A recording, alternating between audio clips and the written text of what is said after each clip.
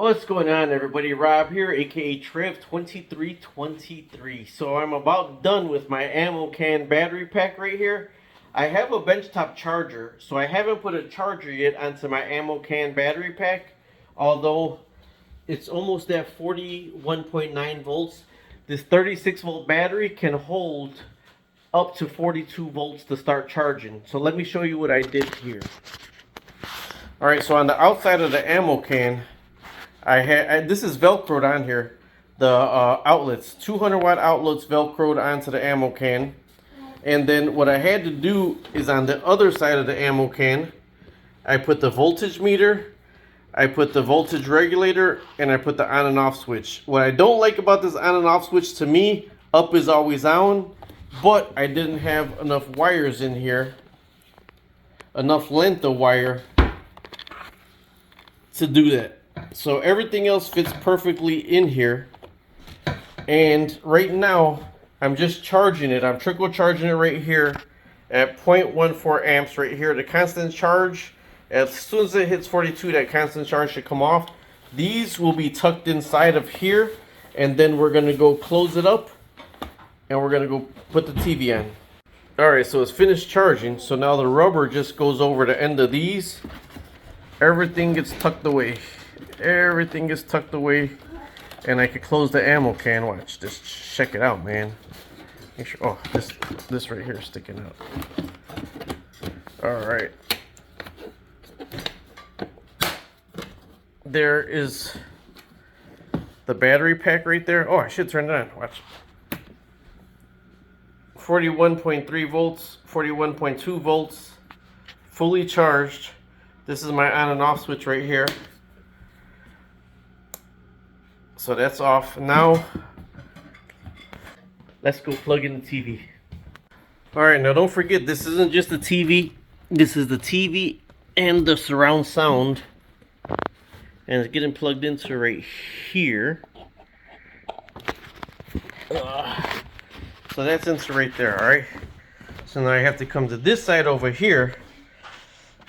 And I turn on the power and the voltage. Now don't forget, that's a 36 volt battery, and this is on the outside because this is what warmed up yesterday. So then you can get the remote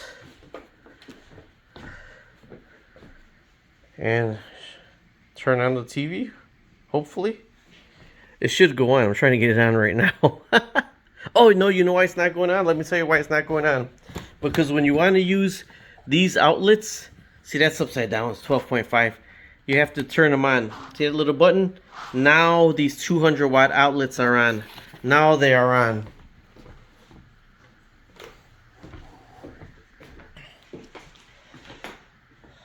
So when the power goes out, I always say don't use the big stuff, but this right here is an all-in-one 200 watt battery pack that I built out of an ammo can.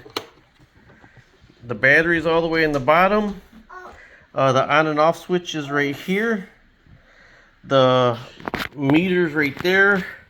And this is velcroed. I cut the tips so this way the ammo can will close. Alright, so if I always try to save more power, so I can shut that off right there. Boom.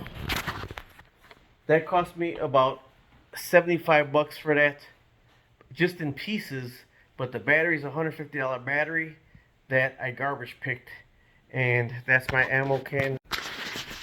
Okay, so I wanted to fill you in on how everything with the ammo can went. When I had it laid out in the beginning and I just had the TV on, it played forever, but I felt some of the wires warming up. So those were the wires I changed with a thicker gauge wire. Okay, now after I changed it with the thicker gauge wire, I hot glued the transformer, the inverter to the side, and I put it in there. I gotta buy the screws to put the inverter on, but then I put everything in the can and I sat it over there, and it played for about an hour and a half and went down to 36 volts and then shut off. So I was like, man, I know it didn't shut off because of the voltage, but with everything packed in the can and no fan on it, it overheated and it shut itself off.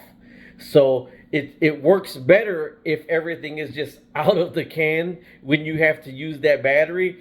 Although for emergency purposes, it's great right now because I can have the ammo can open and just the battery stuff on the side of it or whatever. But in the future, I could actually wire in a 12 volt fan on the side of it, and then it'll keep air going through it also. But I did want to fill you in on that. So it worked better when everything was just laid out separately. When I had to use it, take it out the can and have everything to the side, perfect, not a problem. But everything put together in the can closed, it didn't breathe, and it shut out in about an hour and a half, hour, 45 minutes due to it overheating, not that it was out of power. All right, talk to you later. Subscribe, like, and share.